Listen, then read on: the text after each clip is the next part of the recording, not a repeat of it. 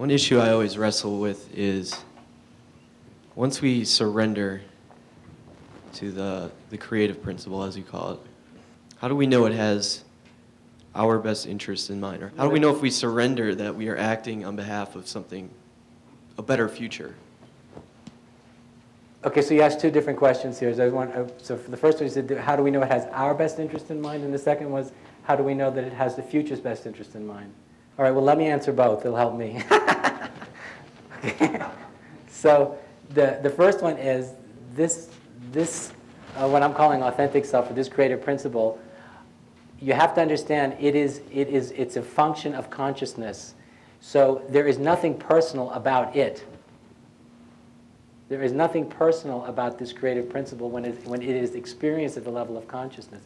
It's experienced as an ecstatic compulsion that is inherently self-liberating. In other words, you experience instantaneously your own liberation to the degree that you become aware of it or experience it, because when you are utterly captivated by this compulsion to create the future, you experience an instantaneous release from all self-concern. So that part of you and that part of me doesn't care about you. What was your name again, sorry? Paul. It doesn't care about Paul, and it doesn't care about Andrew. That consciousness that is felt as ecstasy doesn't care about you, the vehicle, or me as individuals. What it cares about is to make manifest the unmanifest potential of the next moment. The individuals involved to consciousness itself are irrelevant. Okay, and that's where we come into this, because of course we have our Paul to say, wait a minute, there's a human dimension to all this, and that's of course what we bring into it. Now, in relationship to the second part of your question, I mean, how do you know? Because part and parcel of the kind of perspective that we're speaking about is what you begin to see is a higher order, is a higher order. So when you directly intuit or cognize a higher order that does not yet exist, it's experienced as a kind of harmony or fullness or integration that makes a deeper and higher sense out of everything. That it's self-justifying. And I mean, that's not really the right word, but it's almost like you can hear it's a ridiculous metaphor, but it's almost like you can hear the angels singing. You start to see how everything, because these higher structures are all higher and higher manifestations of that one without a second, right?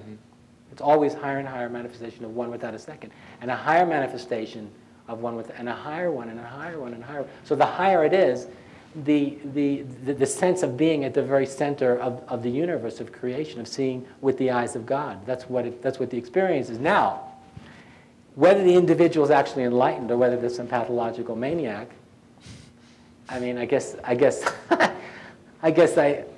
everyone others would have to make up their mind about that. I mean, Hitler obviously had his own visions too. There's one way to tell a little bit, and this is more the sort of the pandit side of the street, that when that higher manifestation comes down, to the extent it's healthy, you feel it resonating in all four quadrants. Something deeply, deeply right. So it's impersonal in the sense that it's a higher person. So it's not just radically without person. It's God in first person. Right. And it's also dealing with the world and dealing with you and Tao and it and you can feel it resonating. And when it hits all four quadrants well, there's something very right about it. Yeah. If it hits just one or just the other, there's something inherently a little bit off, and it's very seductive, because you can get one or two of them, and you go, this must be right.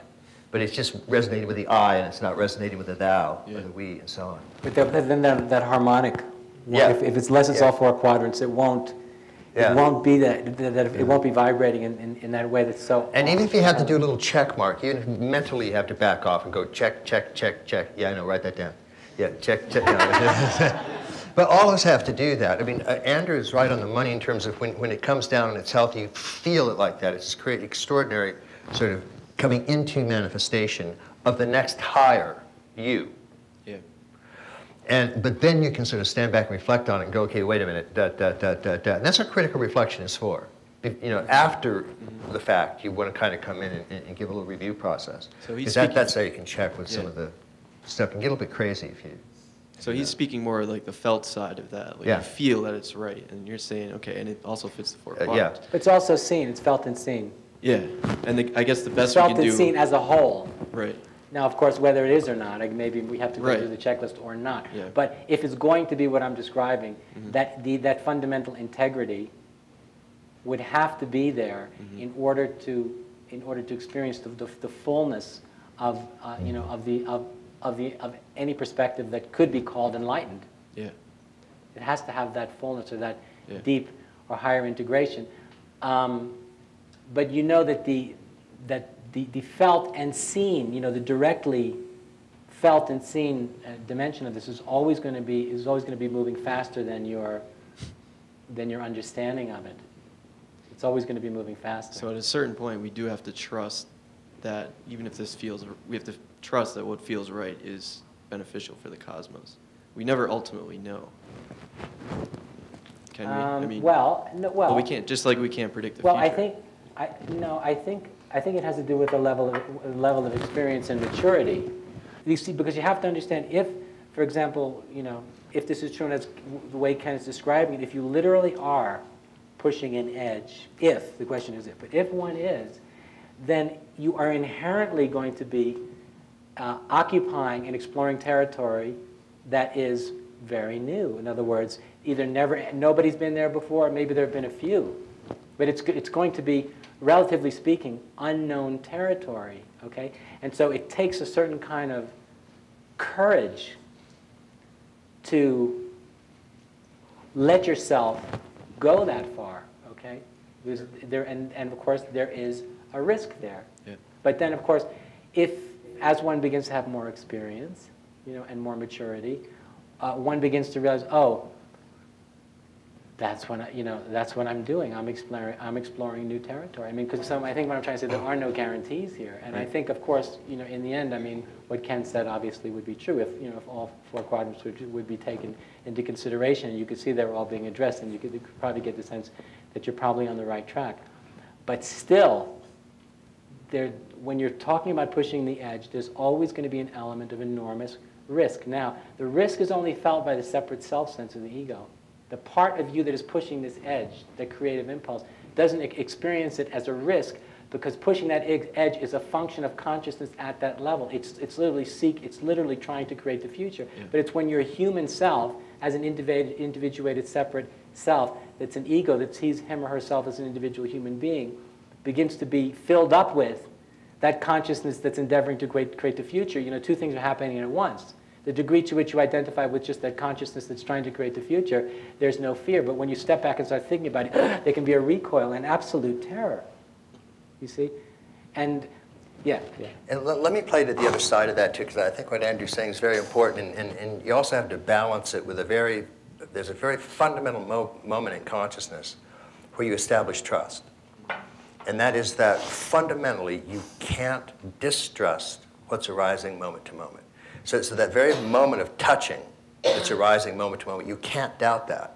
If you did doubt that, then you would be aware of the doubter. So there's a very, very fundamental movement where you are in basic trust of the universe that's arising. And that moment of contact of the universe when it's arising, that moment of touch is spirit. So you can't fundamentally doubt the existence of spirit any more than you can fundamentally doubt the arising that's happening right now. Right.